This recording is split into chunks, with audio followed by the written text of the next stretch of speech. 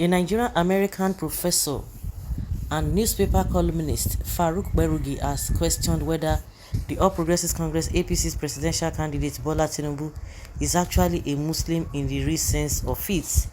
Farouk, in an opinion article published on Saturday titled "From Muslims to Is He Really a Muslim?" hinged his comments on the inconsistency of the APC candidate to recite Surat Fatiha, the first chapter of the Quran. He said that the conversation about the same-faith character of the Tinubu Shetima ticket appeared to be shifting to questions about whether, in fact, Tinubu is a Muslim. He noted that Tinubu's multiple stumbles with reciting Surat Fatiha, the first chapter of the Quran, were evident when he, in one instance, he said Bismillah Rahman Rahim before saying Azubillah Minan Shaitan Nirajim instead of the other way round. The media scholar stated that Tinubu at another instance said Auzubillah Minan Shaitan Nirajim Bismillah Rahim Rahman Rahim and couldn't even proceed to the next verse.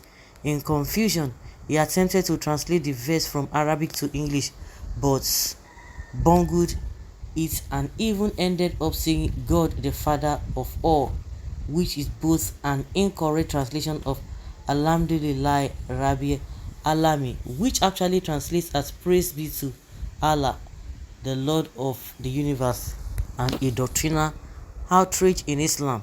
Farouk stated that APC presidential candidate's call of Allah Father during an address to Muslims in Kaduna had stirred the question from many Muslim faithfuls to question his Muslim faith. According to the article, the trending video shows him straining excessively hard and failing to recite Alhamdulillah Rabbi Alami, the second verse of the Surah Fatiha, which he had erroneously translated as God the Father of all in a previous mishap. Berugi said not since 1993 when MK Abiola chose Babagana Kingibe as his running mate as the religious completion of a presidential ticket excited the passions of Nigeria as much as Bola Tinubu's choice of Kashim Shettima as his running mate. It has once got some Christians enraged and some Muslims engaged. For a long time, Muslim clerical investment in the Tinubu Shettima ticket, at least in the northwest, was proportional to the amount of Christians' opposition to it. For instance, in late 2022, an audio recording of a northern Christian, which went viral on WhatsApp, said the victory or defeat of the Tinubu Shettima ticket in 2023 would be a referendum on the numerical strength of Christians and Muslims in Nigeria. Of course, that was a supremely shallow and simplistic, not to mention reductionist, regionalization of voting behavior. Many people vote for reasons other than religion. Peter Obi, whom the audio touted as the Christian candidate, will get many Muslims votes, and both Muslims and Tinubu and Atiku will get many Christian votes.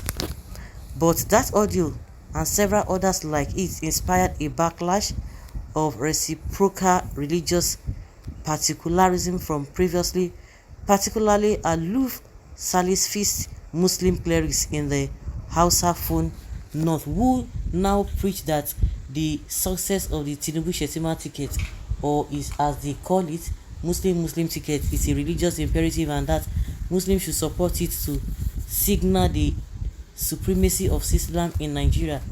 That is also silly, superficial drivel that ignores the complexity of voting behavior and the multiplicity of impulses that propel people to vote. Anyway, the conversation about the same faith character of the Tinubu Shettima ticket appears to be shifting to questions about whether in fact Tinubu is a Muslim.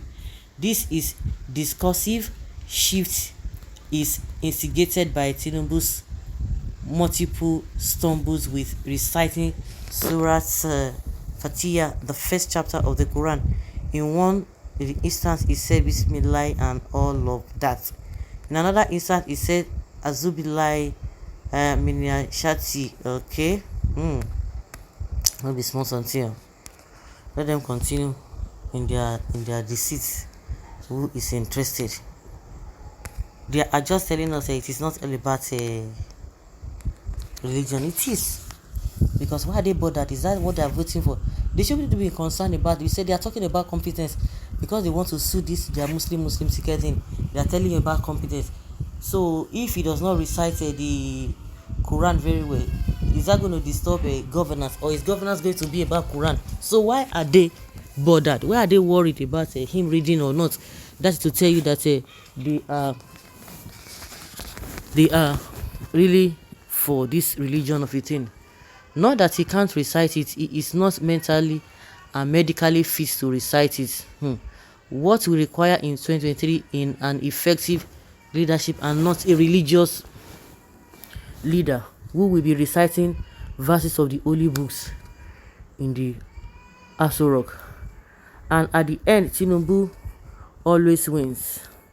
I'm not sure, but I think that at least 70% of the world leaders and those seeking to occupy leaders and those who seeking to occupy the position religious in any way, they just pretend to belong somewhere just to provide or avoid being called out as evil or devil. Tinubu wants to get the so-called presidency seat for Shetima. The chief Boko itself, Northerner, know what they are doing. Many claim to belong to a religion, but for their selfish interests, they hide under religion to commit crimes. It is not everybody or one of them that knows that, especially if they don't even go to Islamic school. My wife was a Muslim. She does not even know it because she didn't even attend the school. How does that one be your concern, Mr. Prof? Tinubu is the answer, inshallah.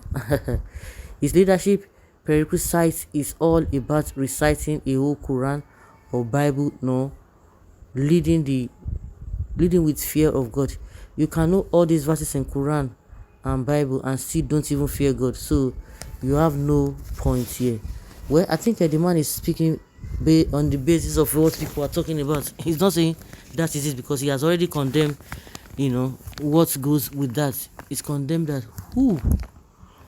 So guys, let's hear your opinion and have your take on this.